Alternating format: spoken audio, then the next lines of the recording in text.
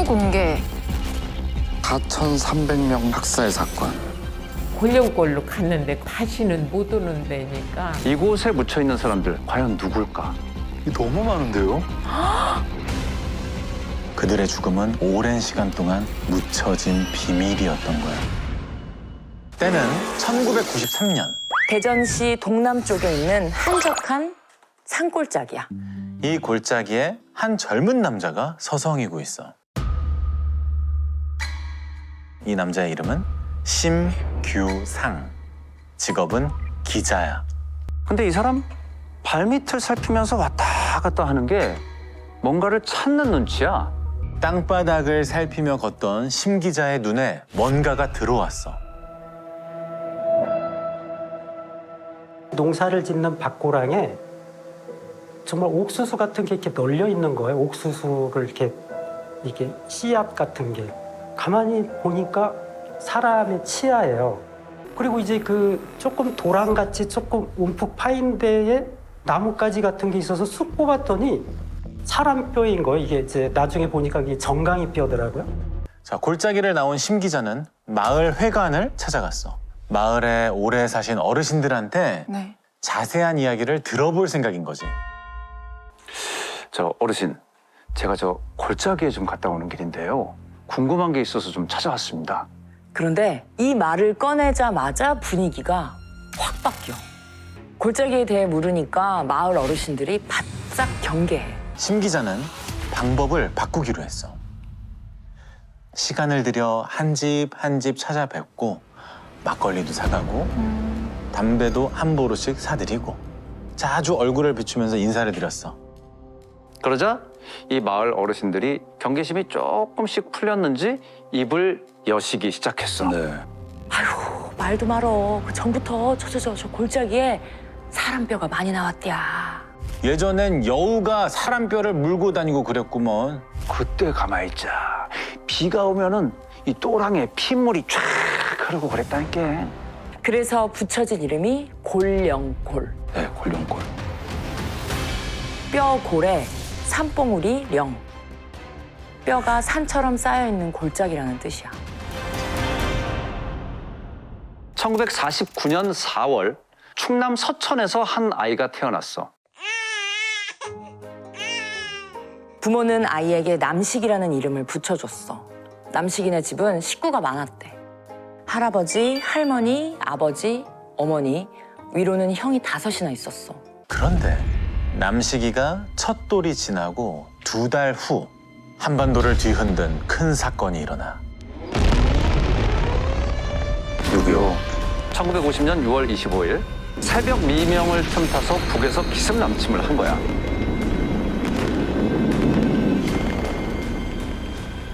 전선에서는 치열한 전투가 벌어졌지만 충남 서천에서는 전과 다름없는 일상을 보내고 있었대. 이틀 후 여느 때처럼 남식이네 식구들이 모여서 저녁 식사를 하고 있을 때였어. 누군가 남식이네 집에 찾아온 거야. 그 뒤에 일어난 일은 직접 들어볼게. 1950년 6월 27일 날 저녁 식사 중에 온 가족하고 전부 다 저녁 식사 중에 경찰관 2명한테 연행당했죠. 아니 잠깐 서해 가십시다 하니까 편하게 가시더래요. 아버지 특별한 내용이 없으니까. 그렇게 경찰과 함께 집을 나선 아버지는 돌아오지 않았대. 아버지를 찾아오겠다며 나간 작은 아버지도 행방불명되고 말았어. 자, 남식 씨의 식구들의 운명을 결정한 건 한 통의 무선 전문이었어. 네. 내무부 치안국에서 전국 경찰국으로 무선 전문이 하달이 된 거야. 전국 요시 차린 전원을 구금할 것. 사상이나 보안 문제로 감시 대상이 된 사람들을 의미해. 주로 일제강점기 때 쓰였던 말이야. 하지만 광복 이후에는 그 의미가 달라져. 미 군정과 이승만 정부에 반발하는 좌익들을 의미해. 네. 그러면 남식 씨의 아버지는 좌익이었을까?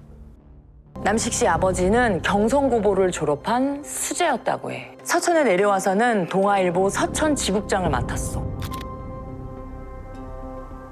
가족들의 말에 따르면 좌익 활동 같은 건 한 적이 없대. 하지만 1947년도에 어떤 집회를 취재한 적이 있었다고 해. 식량 공출을 반대한다.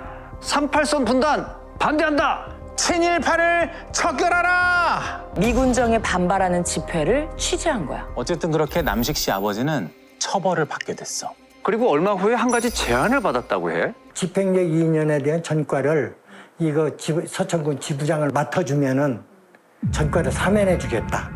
그 단체의 이름은 국민보도연맹. 하지만 그 선택이 운명을 가르게 될 줄은 아무도 몰랐지. 자, 한국 전쟁이 터지자 경찰은 보도 연맹원들을 닥치는 대로 잡아들여 인민군이 내려오면 저들은 언제든 인민군 편에 설지도 모른다. 그러니까 보도 연맹원들 싹 다 잡아들여. 경찰관과 함께 집을 나선 남식 씨 아버지는 대전 형무소로 끌려갔어. 당시 대전 형무소 정말 발 디딜 틈조차 없었다고 그래. 그러니까 충남 전역에서 이 보도 연맹원들이 다 끌려온 거야. 미국 제25사단 CIC 파견대의 전투일지 활동 보고서에 기록이 있어. 신뢰할 만한 정보통의 1950년 7월 1일 보고에 따르면 한국 정부의 지시에 의해 대전과 그 인근에서 공산주의 단체 가입 및 활동으로 체포됐던 민간인 1,400명이 경찰에 의해 살해되었다. 근데 여기서 보면 보고한 날짜 보여? 네, 1950년 7월 1일. 그래, 7월 1일. 그러니까 이 기록은 6월 28일경부터 6월 30일경까지 대전 형무소에 있던 재소자들이 골령골에서 살해됐다는 이야기야. 사상이 다르다는 이유로 무려 1,400명이 죽음을 맞이했던 거야. 7월 1일 새벽 전세가 기울어지자 대전에서 피신 중이던 이승만 대통령은 비밀리에 다시 남쪽으로 떠나. 장 차관들도 앞다퉈 대전을 떠나려는 그때 대전 형무소에는 한 통의 전문이 도착해. 오늘 새벽 미명을 기해 적의 대규모 공습이 예상된다. 좌익 극렬 분자를 처단하라. 아이고. 명령은 간단했지만 그 결과는 참혹했어. 자, 목격자들이 증언한 2차 처형 당시 상황이야. 재소자들을 인도받은 헌병대가 그들을 트럭에 싣고는 골령골로 향해 그곳에는 30m에서 50m 정도 되는 기다란 구덩이들이 여러 개 준비돼 있었대. 트럭이 멈추자 재소자들을 구덩이 앞까지 끌고 가. 구덩이 쪽으로 엎드리게 한 다음 총을 든 헌병들이 등을 밟고서 그리고 재소자들의 뒤통수에 총구를 들이대. 사격 개시! 사격 명령과 함께 일제히 총구가 불을 뿜어. 자, 헌병대 중위는 축 늘어진 재소자들을 살펴보며 탕! 확인 사살을 해. 아이고요. 시신들을 구덩이로 밀어 넣으면 그 다음 재소자들을 또 데리고 와. 아, 쌓는 거예요? 이런 일이 무려 3일간 반복됐다고 해. 1999년 미국에서 공개된 비밀 문서에 이 사실이 기록이 돼 있었어. 그러니까 한참 후에나 밝혀진 거지. 그래서 모르고 있었구나.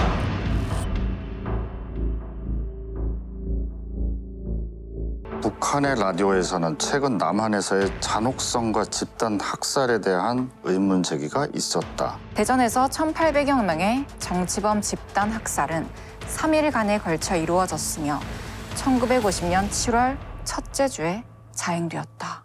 자, 이 보고서는 주한 미 대사관의 무관으로 있던 에드워드 중령이 작성한 보고서야.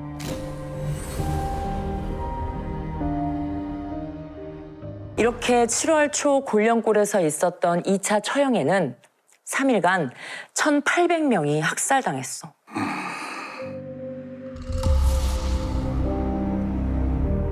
자, 그렇다면 대전 형무소의 빈자리는 어떻게 됐을까?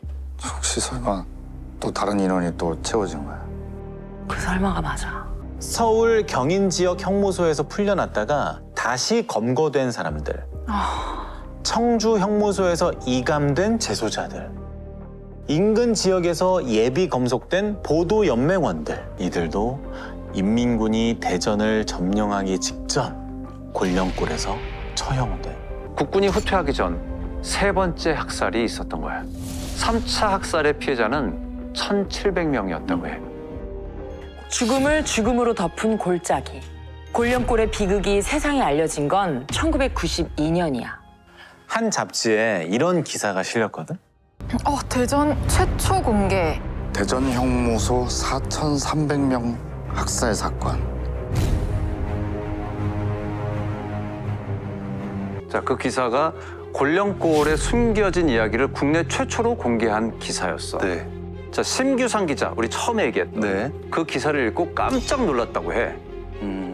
내가 살고 있던 그 고대에서 이런 일이 있었다고? 그 사실 자체에 이제가 충격적이었고요. 또 하나는 이런 일이 있는데 왜 몰랐지? 그때까지 몰랐다는 것 자체가. 자, 심 기자는 이 곤령골에서 일어난 비극을 밝히기 위해서 애썼어. 그는 진상조사반을 꾸려서 곤령골 사건을 세상에 알리고 유족들을 찾아서 유족회를 결성했어. 진실 규명을 위한 특별법을 만들기 위해서도 노력했어. 다행히도 2005년도에 진실화해위원회가 출범을 하게 돼. 과거사 진상규명의 길이 열린 거야. 그리고 2007년 대전 곤령골이 첫 유해 발굴지로 선정돼. 전국 168개 대상 지역 중에서 13곳을 발굴하는데 그중 한 곳으로 선정이 된 거야. 하지만 왜 우리가 호사다마라는 이야기를 하잖아. 자, 미리 점 찍어둔 대규모 유해 매장지가 있는데 이 땅 주인이 허락을 안 해줘.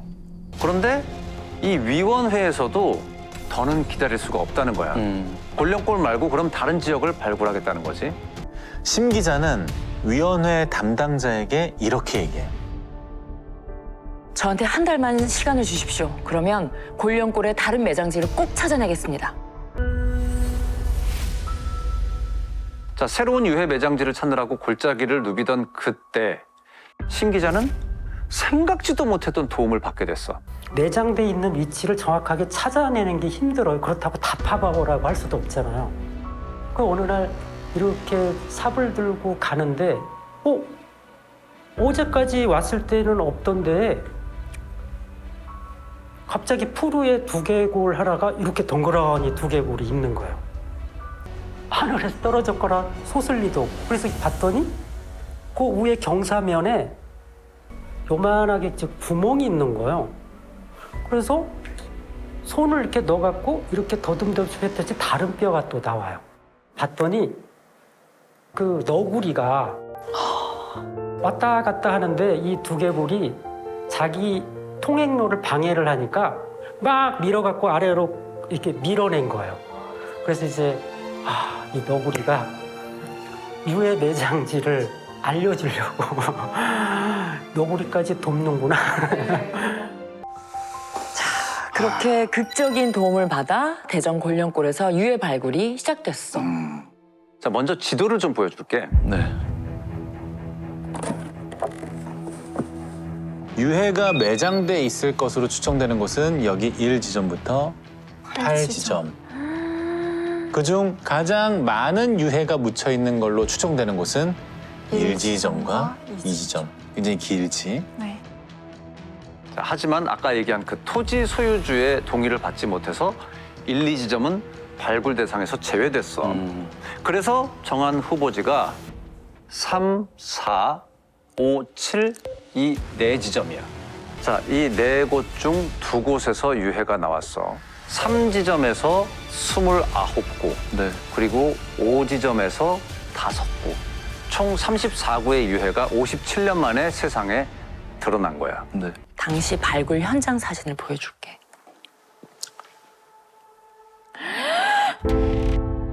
3지점 발굴 현장이야. 폭 1.7m, 길이 4m. 2평 남짓한 공간에서 29명의 유해가 나온 거야.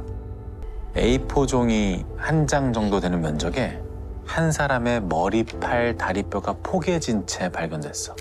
자, 이게 뭘 의미하는 걸까? 무릎 꿇고 엎드린 상태로 사망한 거야.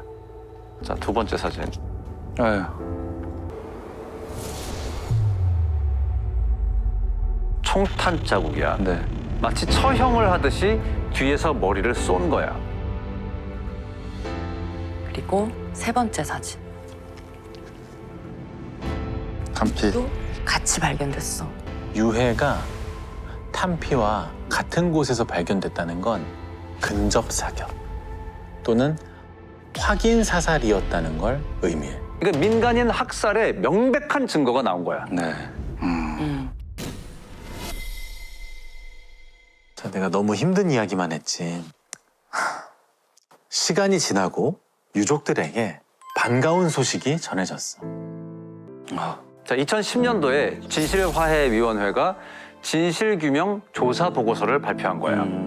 본 사건은 국민의 생명과 재산을 보호해야 하는 국가가 형무소에 수감된 재소자와 보도 연맹원들을 집단 살해한 것으로서 이는 명백한 범죄 행위이다. 이 사건의 최종적 책임, 국가에 있음이 명백히 밝혀졌어. 정부에게 피해자와 유족들에게 공식적으로 사과하고 그들을 위로해 줄 것을 권고했어. 평생 가슴을 옥죄고 살아온 유족들이야. 이제 모든 게 해결될 거라고 희망에 부풀었지. 하지만 그러나 여기까지였어. 진실 규명 결과를 발표한 후 진실화해위원회는 해산돼. 원래부터 기한이 정해진 한시적 조직이었거든. 하지만 위원회가 사라지면서 정말 무섭게도 모든 건 예전으로 돌아갔어. 아직도 발굴하지 못한 유해들 많이 있었는데 그렇죠. 몇 천구가 묻혔는데. 그렇지. 예. 정부의 유해 발굴 작업도 중단이 되고 말았어. 자, 유족회는 2기 진실화해위원회를 위한 특별법 제정을 촉구하고 네. 다시 한번 제발 이 유해 발굴을 재개해달라고 사정을 했어. 네. 그리고 이듬해 지금의 상황을 반전시킬 기회가 왔어. 정부에서 한국 전쟁 민간인 학살 피해자를 추모하는 평화공원을 세우기로 한 거야. 왜냐하면 평화공원을 만들려면 이 땅을 정비를 해야 되잖아. 네. 그때 유해 발굴을 할 수 있다라고 생각한 거지. 네. 결과 어떻게 됐을까? 한국 전쟁에서 학살당한 피해자를 추모하는 평화공원을 대전 곤령골에 세우기로 결정이 됐어. 이렇게 정부 차원의 유해 발굴이 재개돼. 유해가 대규모로 매장돼 있을 걸로 추정되는 아까 그 1지점, 2지점 네. 있었잖아. 그곳도 마침내 발굴할 수 있게 됐어. 이제 정부에서 나서니까. 그리고 땅 주인의 동의를 얻었거든. 네. 그리고 그곳에서 발굴이 시작되자 모두들 깜짝 놀라고 말았어.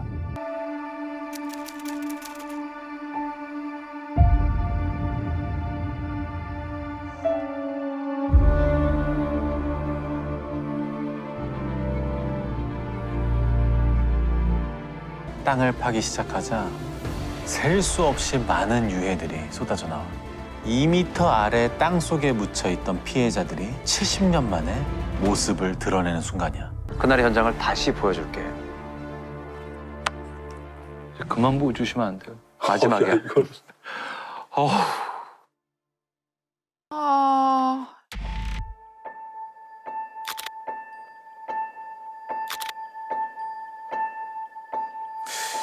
이분 마음이 어땠을까? 자원봉사 여러분 같은데. 그렇게 2020년부터 3년 동안 발굴한 유해가 놀라지 마. 1387구야. 야. 그 이전에 발굴한 유해까지 합하면 곤령골에서 총 1441구가 발견된 거야. 1지점부터 8지점까지.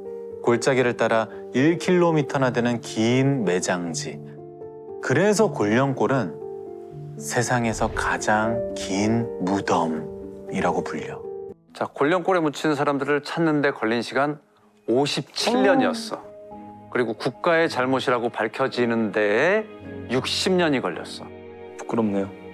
올해로 74년이 지났지만 유해들은 여전히 누울 곳을 찾지 못하고 있어. 유족들의 슬픔과 원한이 고를 이룬 그곳에 평화공원이 세워지는 날, 더 이상 죽음의 골짜기가 아닌 화해의 골짜기가 되지 않을까. 오늘 이야기는 여기까지야. 화재 출동, 화재 출동. 대한민국 전체를 뒤흔들었어. 한 번 번진 불은 쉽게 사그라들지라. 그런데 이상해. 설마 계속 연기가 나고 있... 불이 계속 커지고 있어. 많은 물을 방수를 했는데도 불구하고 이상하다. 불씨들이 어딘가 거기 있다는 건데. 이해할 수가 없어. 왜 하필. 왜? 결국 붕괴되기 시작했어. 대한민국 수백 년의 역사가 한순간에 무너진 사건이야.